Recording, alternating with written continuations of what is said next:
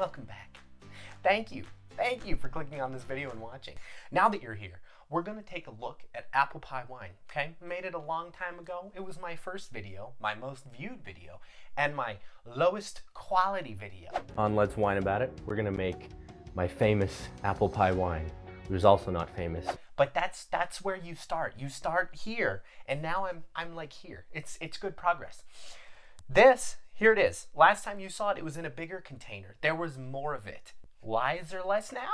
Because there was too much headspace in there, and I was worried in that bigger container that oxygen would ruin the brew. So, being proactive, I transferred it to a smaller container. So now we're left with 75% of a gallon, otherwise known as 3/4 of a gallon, otherwise known as 0.75 of a gallon. And that's just what we're gonna do. Since you've last seen it, I did add a cinnamon stick and a whole clove into it because I just didn't think those flavors came through enough, but that's all I did off camera, just plopped them in there. Today, all we're gonna do, open it, take a taste, and then I'm gonna add oak, which I will explain. Okay, also, the reason why it's a little ghetto looking here with tape all over it is because the bung just didn't fit in. So I'm probably not going to be able to use these anymore. They just don't have enough glass, I think, to cause friction to hold the bung in. So whatever, it's okay. So this apple pie wine, we started on September 4th, 2020. And today is December 11th. Yeah, it's December 11th. So if you can do that math, it's 3 whole entire months that we've just been watching this, right? September, October, November, yep, 3 months. On the nose, it smells like apple pie. It smells like Christmas. So I think the addition of the cinnamon, the addition of the whole clove, which if you ask me what a whole clove smells like, I could not tell you anything other than a vague like pie or Christmas. I'll get better eventually. But it really smells delicious. Does it taste delicious? We'll find out. Yes, it does. The reason we're adding oak is it tastes a little watery, a little thin, like some of those flavors have been kind of lost, stripped away. I think why that happened is the bung wasn't actually securely in there. It was pretty loose, and so I think oxygen got into here, and if you've ever opened a bottle of wine, left it sitting, and then drank a day later, it tastes really flat. A lot of the bouquet and a lot of the flavors are gone.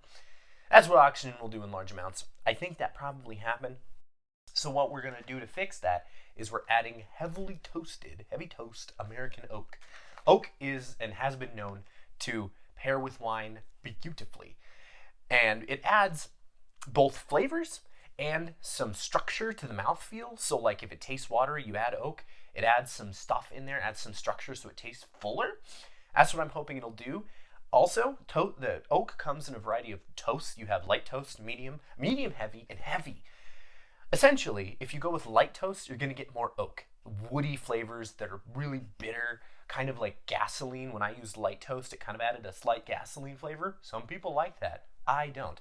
The heavier the toast you go, the more vanilla, the more nutmeg, the more kind of caramelized notes you're going to get. There's a Chardonnay at the place I work at, Overlook Chardonnay, and to me, it tastes kind of buttery, almost marshmallowy. Love that. So I'm using heavy toast because I want to get those sweeter flavors and I also want to get that added structure. The way oak adds structure is by adding tannins. Now, I've mentioned that a couple times in my videos. Tannins are those bitter notes. They're the compounds found in wood primarily, or sticks or leaves, that add astringency, right? If you bite into a black tea bag that's been soaking a little bit, that feeling you get is a lot of tannin. That's too much. That's harsh tannins. We just want a little bit to add complexity, okay? As far as ratios, how much you add per gallon or whatever, a whole stick is good for 3 gallons. This is a little under a gallon. I'm gonna add 1/3 of a stick. And if you don't understand that math, I get it.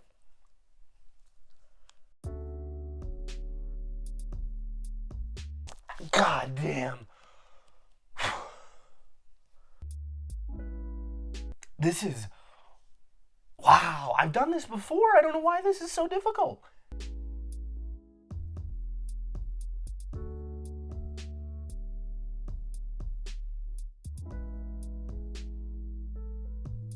Plan B. I'm going to get a knife, a serrated knife, and cut it. I hope that works. Okay, I did it. I cut it a little bit right at the notch that I wanted it to, and then I just went boom. No, I'm just kidding. I had my girlfriend do it. No, I'm just kidding. I'm gay. Okay, here it is. This is the magical piece of oak. We're putting it in, and that's all there is to it. So I've used oak, like I said, once before. I put it in my white wine, and it came off. The flavoring made it more bourbon than wine, and it made it that really harsh bitter note that I'm calling gasoline or like rubber. This will do something different. I think it'll be the perfect addition. You'll notice if you do this at home, it floats for like a week and then it sinks. I'm gonna test this at 5 days and then at a week. And if it still needs more oak, if it's not too much, I'll do it at 2 weeks. The key with oaking, especially with these like spirals that have so much surface area exposed, you can over oak by like 1 week, right? You can go 2 weeks and it's way too much oak when 1 week was good. They absorb the oak character and flavor really quickly. So just check it. Honestly, check it every 3 days if you can from the beginning until you kind of develop a sense of how much oak you like. Because if you overdo it, the only way to really get rid of that is aging it for years and then it kind of mellows out. But, just avoid that and check it. Alrighty, I will see you in a couple weeks when this is done. And I don't think it's going to clarify anymore. It's been 3 whole months and it's stayed this foggy, opaque look. That's fine. I'm going to buy some brown bottles rather than clear ones to put them in, and we'll bottle it next time. It'll be done. So, see you soon.